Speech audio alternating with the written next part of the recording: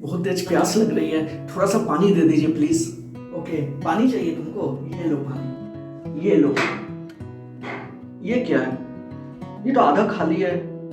इतने में क्या होगा? इतने में मेरा पेट भरेगा क्या? मुझे बहुत तेज प्यास लगी है, थोड़ा सा और नहीं मिलेगा? हाँ, अभी तो फिलहाल इतना ही मिलेगा, क्योंकि इससे ज्यादा तो अभी है नहीं। इसी से ही काम चलाओ फिलहाल तो। अच्छा ठीक है, इतना ही से काम चलाना पड़ेगा फिर। ओके। क्या हुआ? मैं क्या दिखाना चाहता था इससे?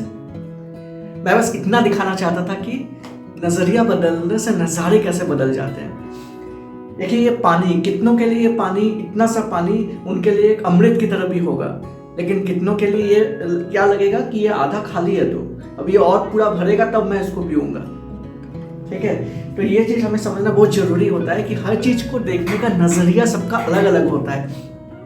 तो इस पर एक छोटी सी कहानी मैं आपसे शेयर करना चाहता हूँ कि एक बार क्या होता है, दो साधु रहते हैं। ठीक है, वो दो साधु अपने झोपड़ी में भगवान का नाम जपते हैं, और भगवान का नाम जपते जपते खुश रहते हैं और वहीं पर मग्न हो जाते हैं और भगवान का नाम जपते रहते हैं। और जपते जपते जपते जपते एक बार क्या होता है, बहुत तेज आंधी आती है। तो उन लोग कहीं बाहर गए हुए होते हैं कि पानी लेने के लिए, क्योंकि उन लोग को आसपास तो पानी नहीं मिलता है ना, उन लोग को दूर जाना पड़ता है पानी के लिए। तो पानी लेने के लिए गए, और जैसे ही पानी लेने के लिए गए, इतना तेज आंधी आया कि दोनों का जो घर था, तो पहले तो झोपड़ी हुआ करते थे ना, तो पक्का मकान तो नहीं होता था, झोपड़ी हुआ करता था।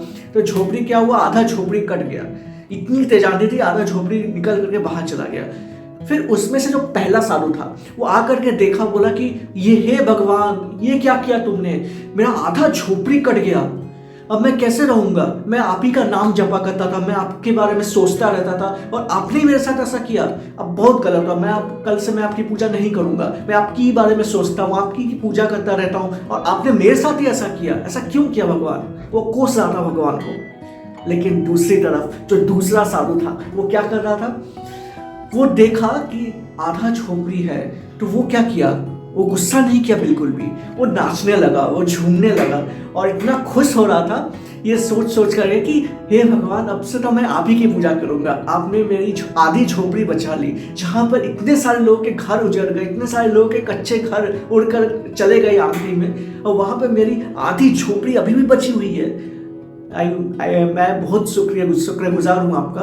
आप ही की वजह से मैं अभी भी जा करके वहाँ रह सकता हूँ, और फिर कल मैं कुछ इंतजाम कर सकता हूँ उसके लिए बहुत बहुत शुक्रिया। तो क्या हुआ यहाँ पे सिचुएशन वही था, लेकिन दो साधुओं के सोचने का तरीका अलग अलग था। एक साधु खाली कोस रहा था, हर पॉजिटिव चीजों में भी नेगेटिव देख रहा था, और दूसरी तरफ दूसरा साधु था जो हर नेगेटिव सिनेरियो में भी पॉजिटिव चीजें देख रहा था। कितना पॉजिटिव था वो, और सोचा था कि हर एक चीज में कैसे अच्छाई देखी जाती है, और हर एक चीज में भगवान का वो रहता है, भगवान की सहमति होती है। भगवान, ऐसा कहा जाता है ना कि भगवान की इच्छा के बिना एक पत्ता भी नहीं हिलता।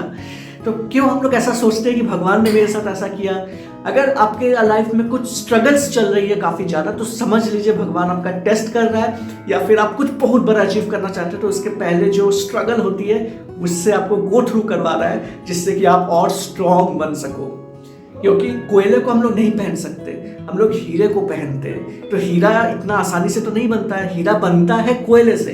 तो क्या कोयले को हम पहनते हैं? नहीं पहनते। उसको बहुत ज़्यादा टेम्परेचर और प्रेशर में दबाया जाता है, उतना प्रेशर में रखा जाता है, तब जाकर के वो हीरा बनता है। और हीरे को हम लोग हर जगह पहनते हैं, गले में पहनते हैं, अंगूठी में पहनते हैं, है कि नहीं?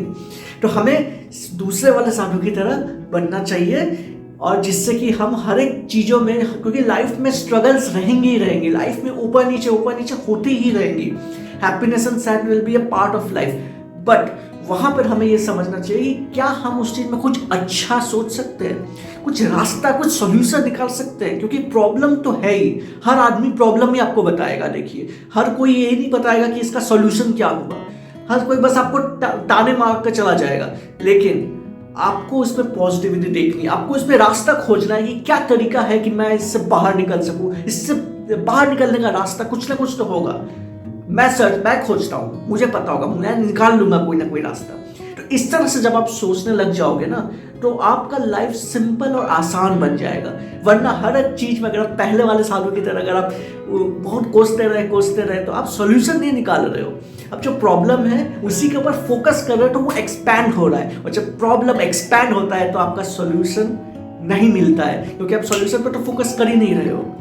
तो इसलिए हमेशा वन पॉइंटेड फोकस होना चाहिए कि कैसे मैं इस प्रॉब्लम का सॉल्यूशन निकाल सकूं। जैसे वो झोपड़ी चली गई तो हमें आगे का सोचना है कि हम आगे और क्या कर सकते हैं जिससे कि उसको झोपड़ी को पूरा बना सकते हैं, क्या कि कहीं और झोपड़ी बना सकते हैं। कि हमेशा सॉल्यूशन ओरिएंटेड थिंकिंग होना चाहिए, हमेशा कैसे सॉल्यूशन के ऊपर फोकस करके उसी के आसपास हमें अगर सोचे तब जाकर हम कुछ बहुत बड़ा अचीव कर सकते हैं लाइफ में। तो आई होप ये पसंद आया होगा इस स्टोरी और एक कहानी, जिससे कि आपको इंस्पिरेशन मिलेगा कैसे आप अपने लाइफ को एक अलग डायरेक्शन में, एक अलग नजरिए से सोचकर अपने लाइफ को और बेटर और आसान बना सकते हो।